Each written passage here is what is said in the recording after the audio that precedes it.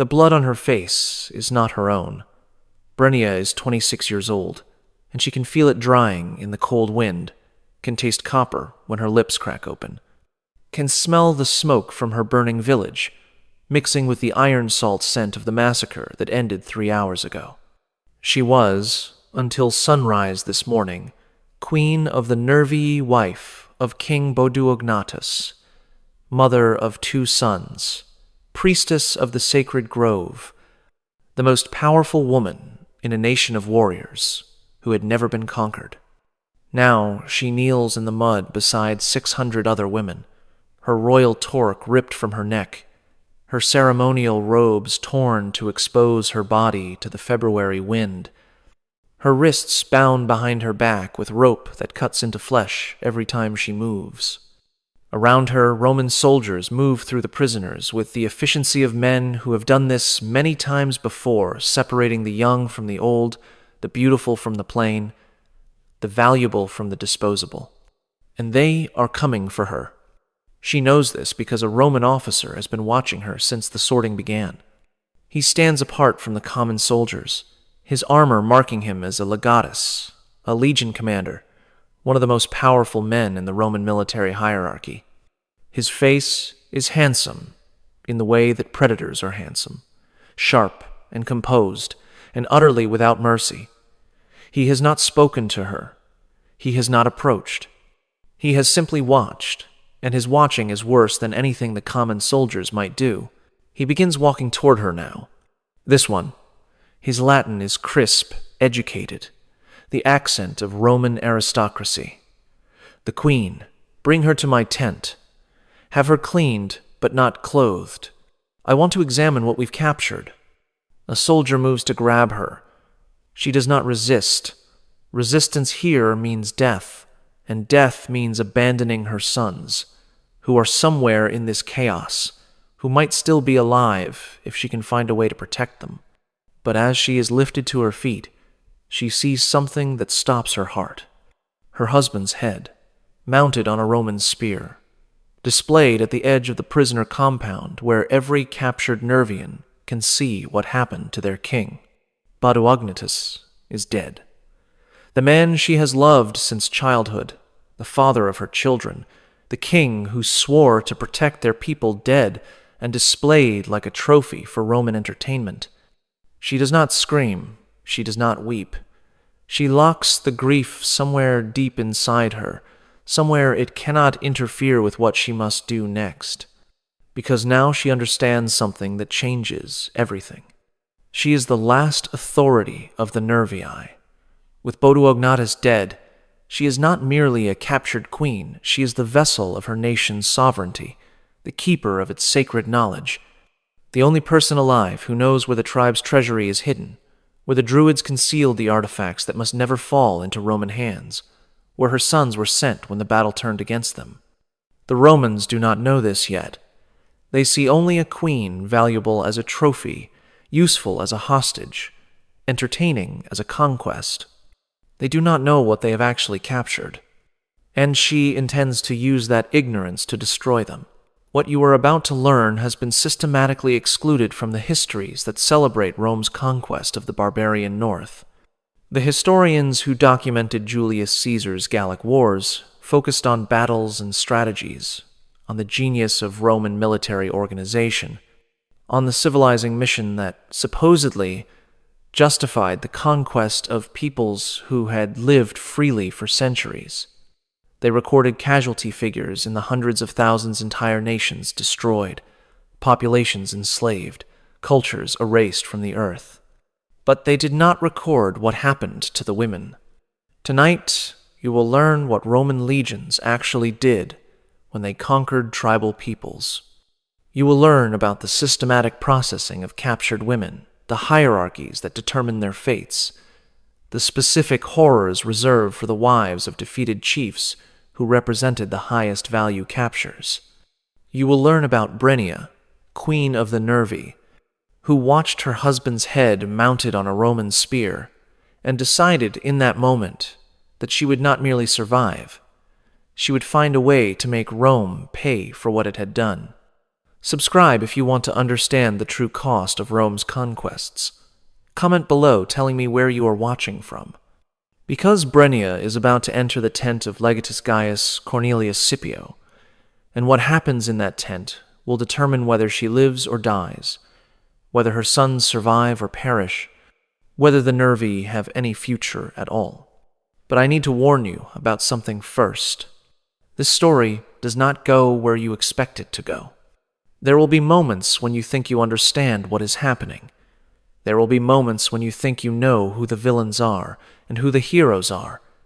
There will be moments when you think the ending is obvious. You will be wrong. Because what Roman legions did to the wives of defeated tribal chiefs was more complicated than simple brutality.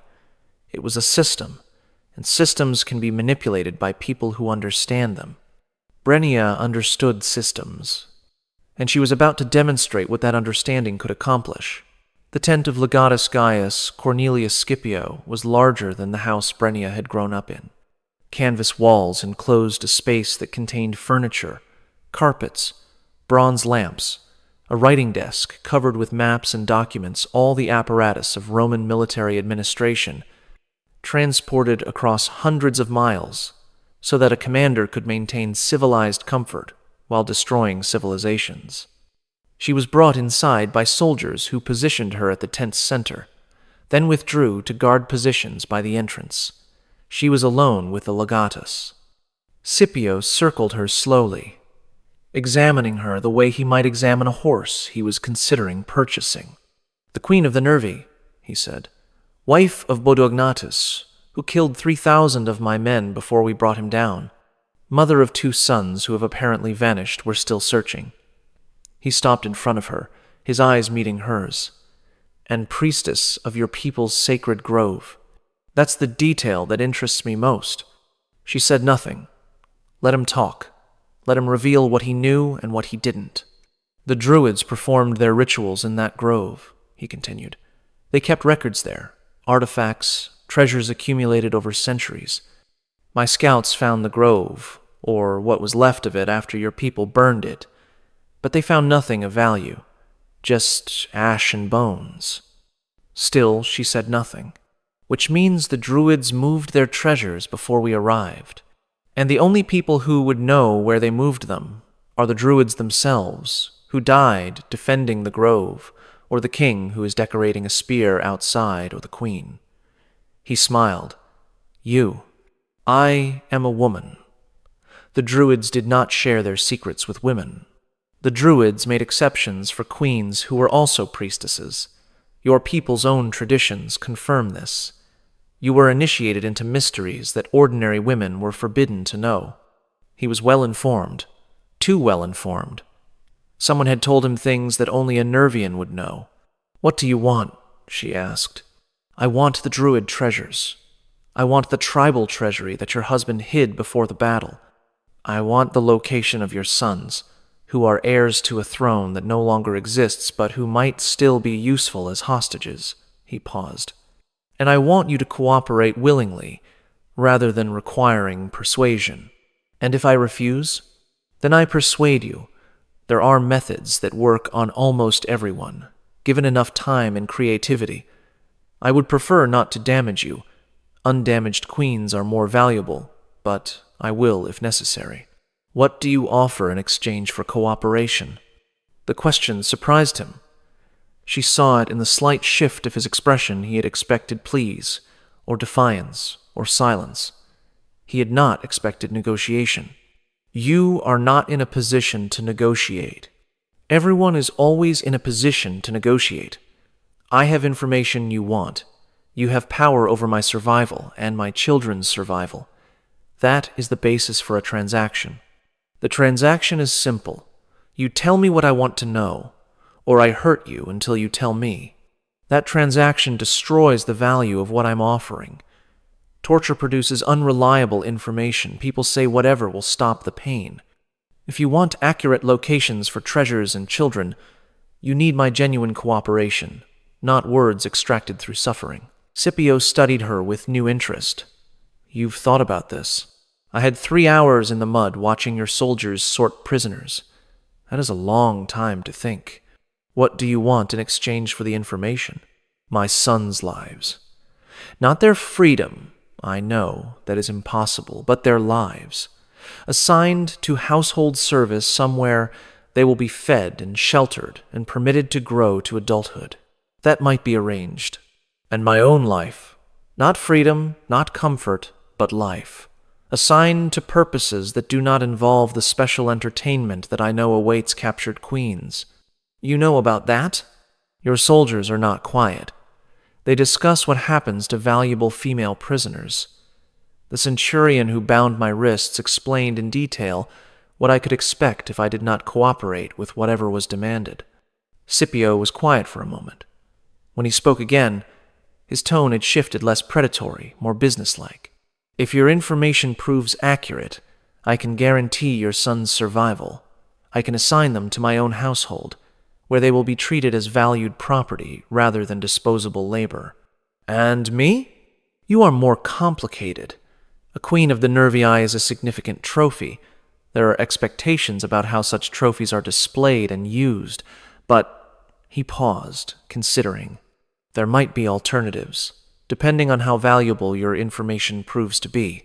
I need more than might be. I need specific commitments before I reveal anything.